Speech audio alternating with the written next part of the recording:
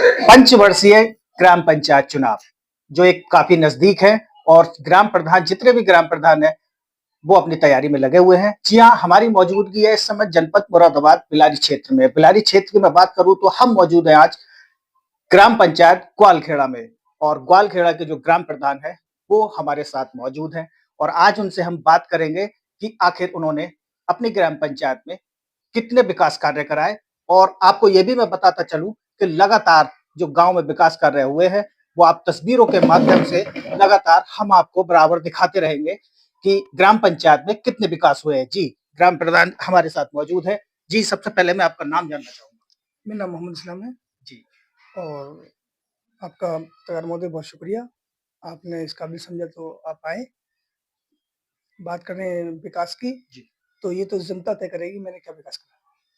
आप गाँव में घूम के देखना और जनता बताएगी कि विकास किस तरह होता है, किस तरह करके दिखा दिया।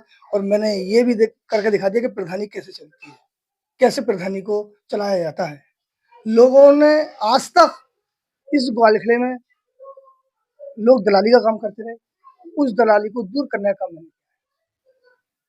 लगभग कितनी सड़कें आपने इस ग्राम पंचायत में अपनी तैयार की होंगी? देखिए, कम से कम 20 से 21 सड़क मैंने डलवाई है, जी। जिसमें छोटी और बड़ी सारी सड़कें मिली हुई हैं, जिसमें मैंने 3 आंगनवाड़ी केंद्र बनवाए हैं। जी। किसी गाँव में भी 3 आंगनवाड़ी केंद्र इस 5 साल में कोई नहीं बनवा सकता। अगर स्वच्छता की बात करें, देखिए, बात उसकी करें क्या नाम है, स्कूल की और हमारे विद्यालय की, तो आप जाकर विद्यालय में देखें, बच्चे मेरे 400 बच्चे मेरे गाँव में हैं। मैंने खाने का काम भी मैंने अपने मास्टरों को दे दिया, जो मेरे सीनियर मास्टर साहब हैं। आप उनसे बात करें तो खाना भी वही खिलवाते हैं। मैं हर रोज चेक करता हूँ कि खाने में क्या दिया जा रहा है। अच्छा, बिजली व्यवस्था को लेकर क्या कहेंगे? देखिए, बिजली व्यवस्था के लिए बिजली लाइट सही जा रही है, लेकिन लोगों के बिल बहुत आ रहे हैं।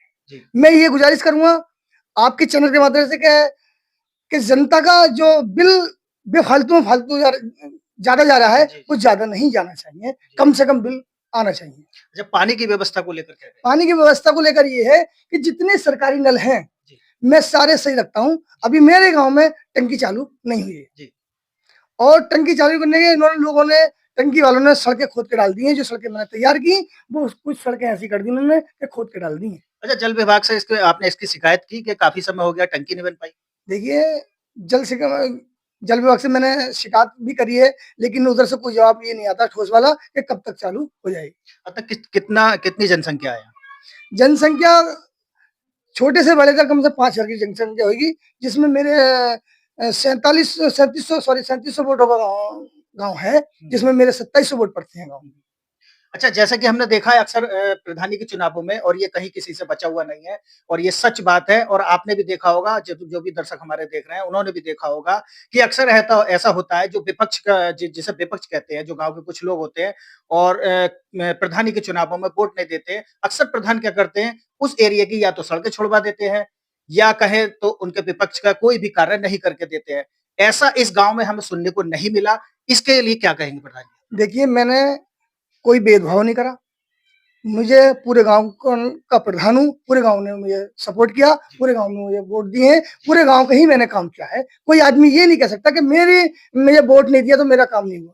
मैंने सबसे पहले वो काम करने की कोशिश की जिसने कि जो मुझसे नाराज थे, मैंने उन्हें समझाने की और उन्हें समझने की और उन्हें मैं एक करने की काम किया।